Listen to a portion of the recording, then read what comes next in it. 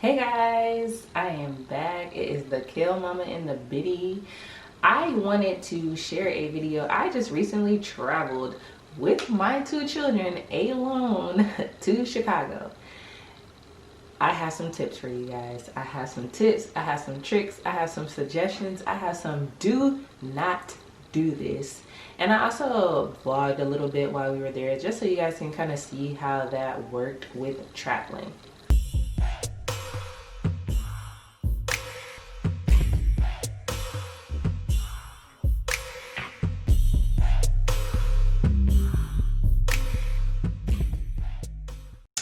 First things first, before you even get to the part of packing and everything else, you need to purchase your ticket. So for right now, airlines are still leaving the middle seats open.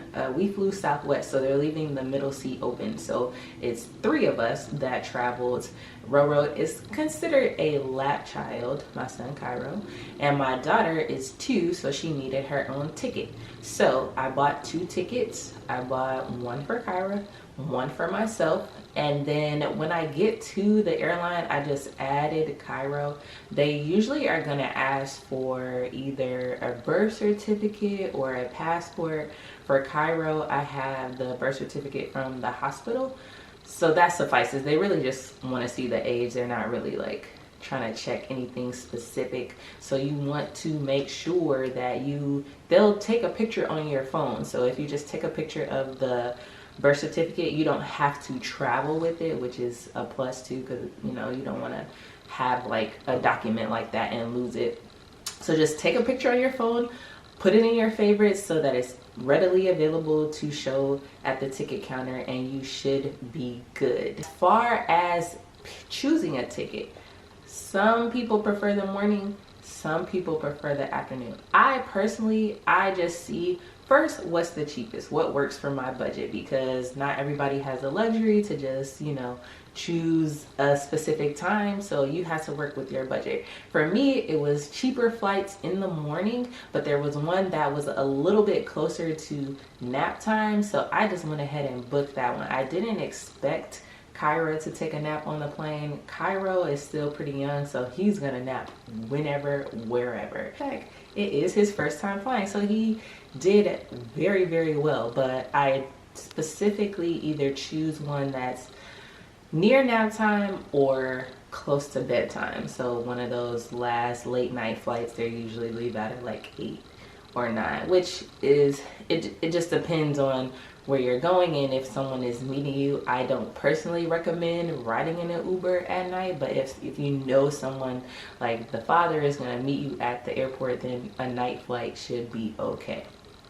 But you know your children best. For my children, the best time to fly is either near nap time or near bedtime. Kyra flew a few times when she's probably flown like 7 times since she was born, from little baby up until 2. So all those times in between, most of the flights have been near nap time or late at night. We fly Southwest a lot.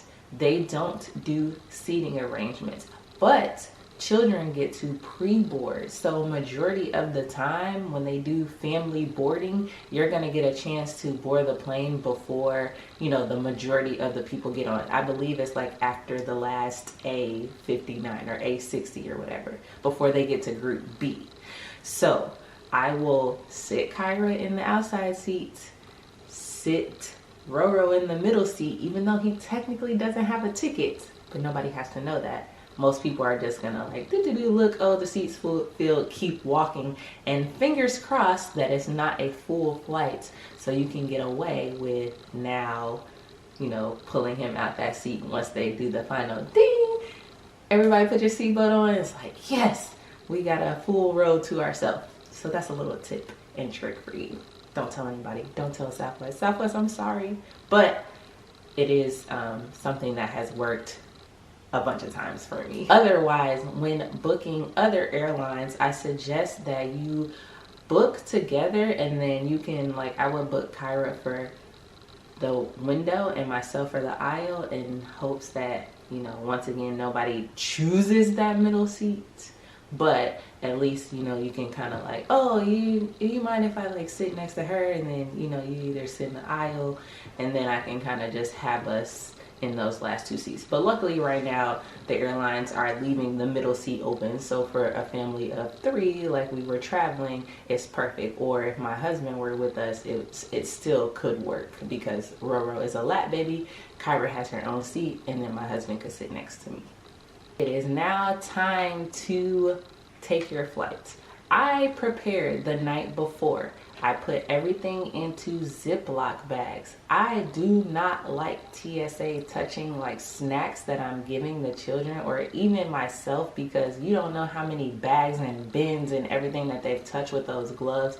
And 9 times out of 10, if you're like trying to put your shoes on or like trying to gather your kids, you're not gonna see them reaching, you know, trying to test those bags, because they do. So I double bag them so that, you know, if you do need to test them, I have a little time. Or majority of the time, if they see it's just some like crackers and stuff, they're usually not gonna open it and stick their hand in. But my suggestion is, if it's pre-packaged, put it in a Ziploc bag. Once again, so that TSA can keep their germs out of your food. Same thing for sippy cups, because that's another thing. If there's liquid in there and the sippy cup is full, they probably will take it out. So if you keep it in a Ziploc bag, you kind of have a chance, you know, as they're opening, like, oh, can you put another pair of gloves on, a clean pair of gloves, before you touch my child's cup? And most of the time they will be accepting of that, and they will not touch your things, because it's just, we're just trying to keep germs as minimal as possible. Going through security, I personally take the stroller all the way to the gate, because Kyra is still not quite at the age where she can walk alone. Just, you know, like if the gate is super far, you don't want your child to be exhausted, then you're trying to carry 2 children. So I personally take the stroller through security. I put my child in a carrier so that Roro, I know, is secure, and you can walk through security with your child on you, and then the other child, you'll just grab their hand and walk through. They are going to more than likely ask you to break down your stroller and put it on the security. I usually tell them it doesn't fit, so that they have to come and do it manually with their hand. But like I said, just kind of go with the flow and see what works the best for you.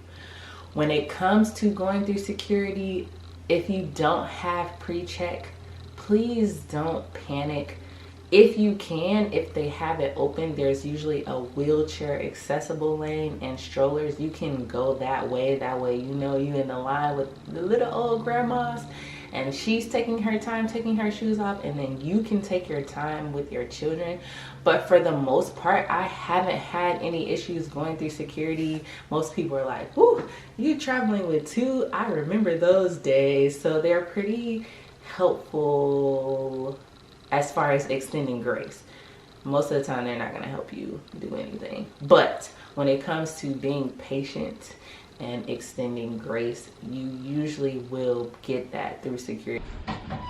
Okay, we made it through security. Come on, baby. We are now walking to our gate. Everything checked out. That's why you put the stuff in the Ziploc bags, because they touch everything. So I like to put everything in the Ziploc bags to keep it organized and keep it together. Come on, Kyra. Once you get past security, I recommend letting your children walk as much as they possibly can before you board the flight. This will help tire them out and ensure that they're not restless once you get on the plane.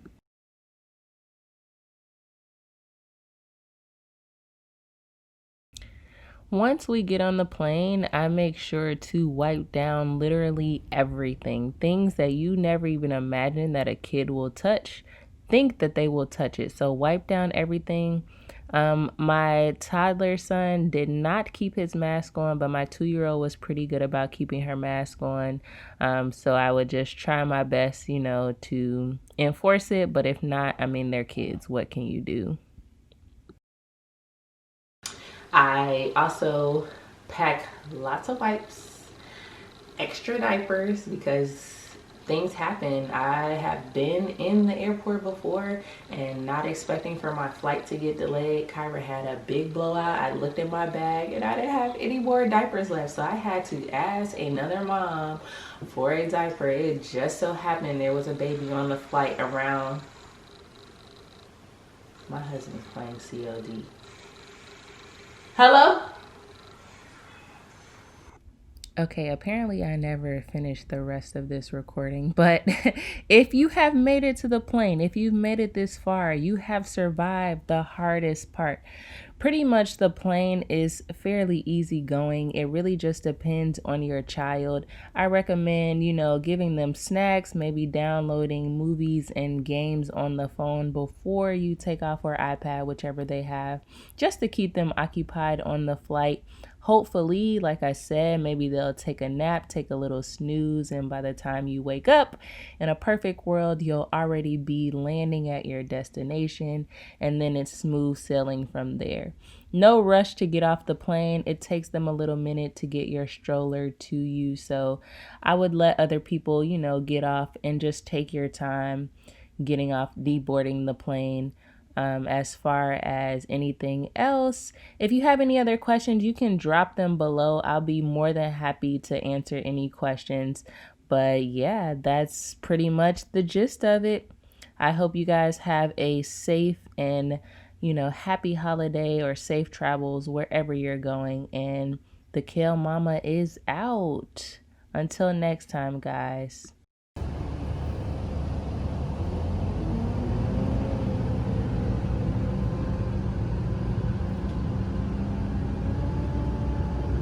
Welcome to the Chicago Midway Airport. For your safety and those around you, we ask those customers standing to please hold on to